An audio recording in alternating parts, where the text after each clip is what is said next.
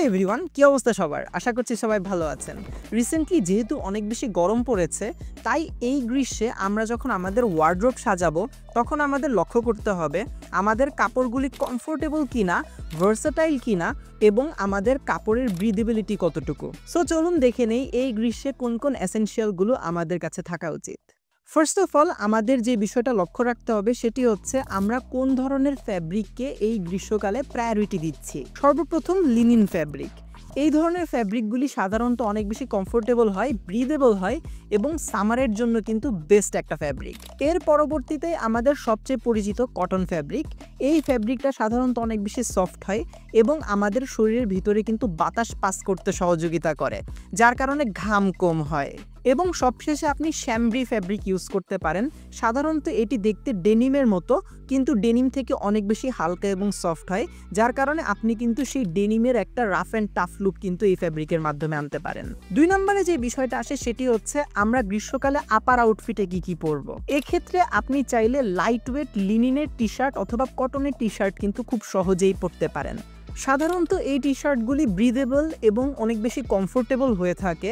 আপনি যদি colour recommendation চান সেক্ষেত্রে কিন্তু আপনি খুব সহজেই হোয়াইট অথবা নেভি ব্লু ইত্যাদি কালারের দিকে যেতে পারেন। এক্ষেত্রে গ্রীষ্মকালে ব্ল্যাক কালারটা একটু অ্যাভয়েড করাটাই বেটার। সেক্ষেত্রে আপনি কিন্তু চাইলে গ্রে কালারের দিকে যেতে পারেন। এরপর আপনি কিন্তু চাইলে পোলো শার্টের দিকে যেতে পারেন, যেটা আপনাকে সেমি ফর্মাল লুক দিবে এবং এই গ্রীষ্মকালে আপনি কিন্তু one of the best outfit এই পোলো শার্টের মাধ্যমেই তৈরি করতে পারবেন। এছাড়াও আপনি কিন্তু চাইলে লিনিনের বাটন ডাউন কলার শার্টগুলি খুব ইজিলি ক্যারি করতে পারেন। এগুলি একটু রিল্যাক্সড ভাইব দেয়। এই বাটন ডাউন কলার শার্টগুলি আপনি চাইলে লং স্লিভ অথবা শর্ট স্লিভ দুইটাই কিন্তু ব্যবহার করতে পারবেন। নাম্বার 3তে আমরা আমাদের লোয়ার আউটফিট বা বটমে কি ধরনের কাপড় চোপড় পরবো এই নিয়ে একটু আলোচনা করি।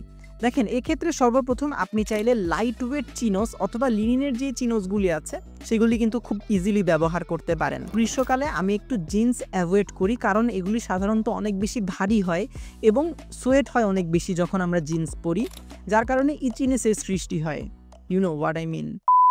এছাড়াও আপনি কিন্তু শর্টসের দিকে যাইতে পারেন। যদি আপনি পরতে কমফোর্টেবল ফিল করেন তাহলে আপনি খুব সহজেই ক্যাজুয়াল যে কোনো জায়গায় আপনি শর্টস পরে যেতে পারবেন।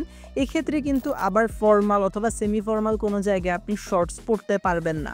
আবার আমাদের বাংলাদেশের কালচারের উপরে যদি আমরা একটু বিবেচনা করি, সেক্ষেত্রে যেখানে একটু এইজ পার্সন বেশি থাকবে অথবা বয়সে যারা একটু বড় থাকবে তাদের সামনে সাধারণত শর্টস পরে যাওয়াটা কোয়াইট একটু হ্যাসিটেশন ফিল করে তারা। সো ট্রাই করবেন যেন হচ্ছে আপনি আপনার ভাইবের যে পার্সনগুলি আছে ওনাদের সামনেই শর্টস পরে যান। এটা পার্সোনালি আমার ওপিনিয়ন। আপনি আপনার মতো করে শর্টস ক্যারি করতে পারবেন। যদি কালার রেকমেন্ডেশনের কথা বলেন তাহলে সেক্ষেত্রে খাকি কালার, ব্রাউন কালার অথবা আপনি কিন্তু চাইলে ব্ল্যাক কালারের শর্টসের দিকে যেতে পারেন। নাম্বার 4-এ এখন আসি আপনি কোন কোন ধরনের জুতা ক্যারি করবেন। সর্বপ্রথম গ্রীষ্মকালে আপনার একটা হোয়াইট স্নিকার্স অবশ্যই থাকা উচিত। লিটারেলি যে কোনো ধরনের ক্যাজুয়াল ওকেশনে আপনি খুব সহজে চোখ বন্ধ করে হোয়াইট স্নিকার্স পরে যেতে পারবেন। সো এটা মাস্ট। এর পরবর্তীতে আপনি চাইলে কিন্তু পেনি লোফার ব্যবহার করতে পারেন, যেটা এই গ্রীষ্মকালে অনেক বেশি এলিগেন্ট লুক দিবে এবং প্রায় সব সময় এটা কিন্তু ট্রেন্ডিংয়ে থাকে। এছাড়াও আপনি যখন নর্মালি বাসা থেকে বাইরে বের হবেন আপনি চাইলে খুব ইজিলি ফ্লিপ ফ্লপ অথবা স্যান্ডেল পরে যেতে পারেন, কোনো সমস্যা নাই। নাম্বার 5-এ যদি আমরা আউটওয়্যারের কথা বলি সেক্ষেত্রে অবশ্যই কিন্তু আপনার একটা ক্যাজুয়াল কটনের ব্লেজার থাকা উচিত। এক্ষেত্রে আপনার যদি কোনো ইভিনিং পার্টি হয় অথবা কোনো ধরনের যদি বিয়ের অনুষ্ঠানে আপনি যান আপনি খুব সহজেই কিন্তু এটা ক্যারি করতে পারবেন। এছাড়াও আপনি কিন্তু চাইলে খুব সহজেই শ্যামব্রি ফ্যাব্রিকের যে শার্টগুলি রয়েছে সেগুলি কিন্তু আউটওয়্যারে ইউজ করতে পারবেন যখন আপনি ক্যাজুয়াল কোনো জায়গায় যাবেন। নাম্বার 6-এ আমরা একটু অ্যাক্সেসরিজ নিয়ে আলোচনা করি। এক্ষেত্রে সর্বপ্রথম আপনার যে বিষয়টা থাকতে হবে সেটি হচ্ছে একটা ওয়াচ। আর ওয়াচটা সবসময় আপনার জুতার কালার এবং আপনার বেল্টের কালারের সাথে ম্যাচ করবে। গ্রীষ্মকাল যেহেতু ট্রাই করবেন একটু ছোট অথবা একটু মিনিমাল যে ওয়াচগুলি আছে সেগুলি ক্যারি করার। এর পরবর্তীতে গ্রীষ্মকালে কিন্তু সানগ্লাস ছাড়া আমাদের একদম চলেই না। সো আপনি কিন্তু এই গ্রীষ্মেও ট্রাই করবেন যে কোনো একটা সানগ্লাস ক্যারি করার। এই ক্ষেত্রে আপনি অ্যাভিয়েটর অথবা ওয়েফেয়ার্সের দিকে যাইতে পারেন। আপনার নিজের ফেস শেপের উপরে একদমই নির্ভর করবে আপনি কোন ধরনের সানগ্লাসের দিকে যাবেন। যেহেতু আমরা লোফার কিনবো শুয়ের ক্ষেত্রে, সো আপনার কিন্তু নো শু সক্স একটা থাকা উচিত।